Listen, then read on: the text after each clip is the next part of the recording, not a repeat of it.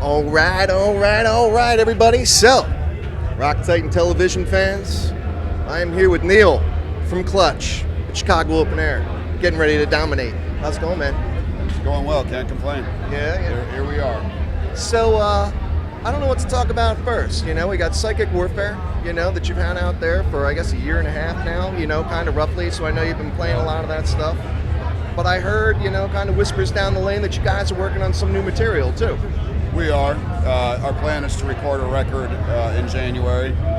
We'll probably put it out in September. Okay. But we're working on material now. We've been including some of those songs into the set. So we'll play a new one tonight. It's better for us to put them through the crucible of the stage than the studio. All right. You can play it until you're blue in the face in the studio, but happy accidents happen on stage. Okay. All right. Now, one of the things I want to talk about with you, because this is where Rock Titan's a little bit different than maybe what you're used to, you know, because we do music videos, man. Like, we're all about resurrecting music television, music TV. And one thing I love about you guys is you have so many music videos. You know, like, you guys are really into it, you know, making all the short films that you've got. I mean, even off of Psychic Warfare, you know, you got X-Ray Vision, and you've got A Quick Death in Texas, and, you know. So what for you, you know, and the band, is there anything in particular that makes you feel you need to produce so many music videos? Is it just fun? Do you do it for marketing purposes, for your new music? I'll be frank. We hate making them. they're a pain in the ass. Yeah. And we're not actors, and You're good, man. well, believe me, it takes a lot to wring it out of us. You know, as soon as the camera gets in front of our faces like that, we kind of clam up. So Neil no liking music videos. I don't like making them, that's for sure. I mean, I understand the necessity of it. People, you know, have learned about our band through videos, so we'll continue to do them. To me, it's all about comfort with the people we're working with, and I think it makes it a lot easier. But like I said, I mean, we feel comfortable on stage, Right. but you know, with one of those things in front of us. Well, I'll tell you what, man, you're really good at it. I mean, honestly. Now, I'm you a good liar then. Now, you say you don't like doing music videos, but I'm going to go back in time a little bit, you know, because it's close to home for me. You know, the mob goes wild. Just outside, you know, Westchester, Pennsylvania, Yeah. at Rex's Bar, you know, where you shot this thing, which is where I celebrated, like, my 21st birthday, because that's where I'm from. You know, you've evolved, you know, a lot since then. Certainly, you know, with music videos and stuff, and I know Bama Jared did that, and, you know, you had Ryan Dunn, you know, that you all beat the hell out of, literally, in that video. Have you stayed in touch with any of those guys from, like, Jackass and all that? Sure. I mean, I know Jess really well. We had a side project called the Company Band that we did for a while. All right. He texts me late at night every once in a while Yeah. with goofy questions. All right. Yeah, I know they're on the Van Whoop tour right now. Yeah. And we've toured with CKY as well. Oh, cool. And usually when we get up to that part of Pennsylvania or, you know, Philly, they'll come out if they're around and, you know, You guys are talk about loved how out we're there, getting man. You guys are beloved.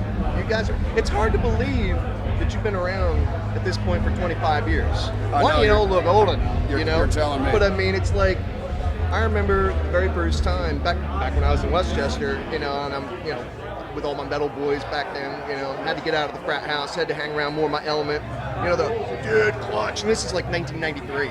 You know, so it's like you guys were still relatively new on the scene at that point. But what I want to talk about is you guys have all been together all that time since high school, man. I mean, that's like a marriage. How have you guys stayed together all that time? I think we never saw Clutch as a vehicle for anything else as other than enjoying playing music. I mean, if we had set a goal of, like, we want to have a gold record,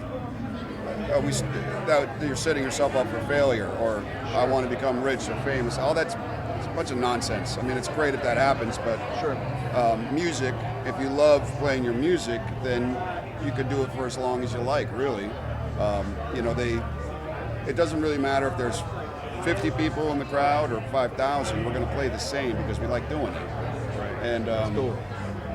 I also know there's lots of bands, you know, friends of ours who can't even get out of the garage because it's just the hand that life has dealt them. And the older I get and the older the band gets, I think the more we appreciate the position that we're in, that we get to write music and people listen to it in their free time, and then we perform it for them, and it's reciprocal. I get off watching people sing the lyrics that I wrote in my basement 15 years ago. You know, it's cool. It's a great amazing job. Now, one thing, Rob Zombie kind of touched on it last night, you know, and he talked about that, you know, basically doing what you love to do, getting to be a career musician, you know, and there's so many artists now that are just starting out now, or even just in the last 10 years, and the music scene, you know better than anybody how much it's changed. Have you ever thought about, you know, maybe how fortuitous it was that you guys got started when you got started? Because have you ever thought, just thank God we got started like in, you know, in the 90s, like before this digital age hit, and basically screwed all the artists over because record sales went down the freaking toilet, and just everything freaking changed about how music is distributed, how music is consumed. I mean, that's your livelihood. Well, you know? I'll say this. I mean, throughout the 1990s, we were signed to major record labels. Sure. And that the best thing that happened out of that was tour support. It gave us basically loans against our royalties to go out and support Slayer or Iron Maiden or Pantera or what have you. We didn't make money from those records in the 90s. I think there's a myth that there was like, unless you were selling platinum records, you weren't making money. And I think the internet is the best record label we ever signed to in a lot of ways. Wow. Sure, it'd be great if everyone, you know, bought a record that, you know, instead of watching it on YouTube. But the thing is, we'll go to places Clutch has never been to before, like Poland. We just played their headlining show for the first time, and there's thousands of people there. It's because they heard it on their phone or their laptop, and it translates in a different way now. It's like if they like it enough, they come see the show, buy a ticket, and buy a T-shirt. That's great, but it kicked down a lot of doors for us.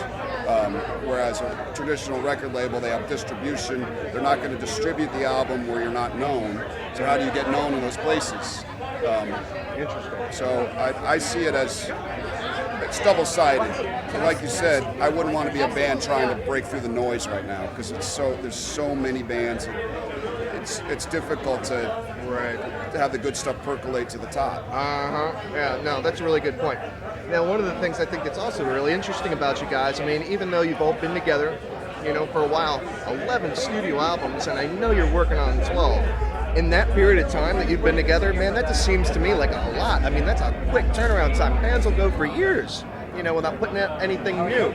Is there anything that you can accredit that to? You know, the fact that you have been able to produce so much material, again, to such a loyal fan base, because, you know, obviously they're digging it. One of the biggest frustrations we had with signing to major labels is they were always dedicated to the idea of the album cycle, where you release a record, and then you tour, and then you got to wait 3 years. It's like a supply and demand thing. And we always wanted to put more stuff out. Now that we have our own record label, we do it when we want and how we want. We cut out a lot of middlemen. We could decide, like, we're going to go in the studio in January and release the record in September. That was our choice. And because of that, we know what's good for us. We don't really write on the road too much. I like to get at home and get into that headspace. But that's our gig, man. It's just creating stuff. And I would go crazy if we were, you know, kind of subordinate to like 1 or 2 records for 10 years, playing the same material every night. That I'd lose my mind. That drives me nuts having to hear it, you know, because it's like I love a band, but like you said, you know, I'll go out, I'll follow them, they're just playing the same thing over and over and over and over for years, you know. It's like, come on, man, make something new. And obviously you guys do that, you know, without a problem. We try to do a different set list every night. You know, we've got that's awesome, hundreds of songs to choose from, and that's awesome. Sure, you got to play some of the fan favorites. You know, particularly in a place like this. What are we looking for today, man? Well, I didn't write the set list, so I don't have it memorized. But I think we're doing. We're opening with a new riff. Okay. I haven't written lyrics to it, so it's just a little short thing, and then. Sucker for the Witch, House of Peterbilt, Regulator, Electric Worry, Soap Makers. Nice. So it kind of runs the gamut. That's awesome, dude. That's awesome. Well, Neil, Thank you so much for your time, Sure, no man. I problem. really appreciate it. Dude, awesome talking to you. Rock Titan fans, we're here with Neil from Clutch, Chicago Open Air. We're out.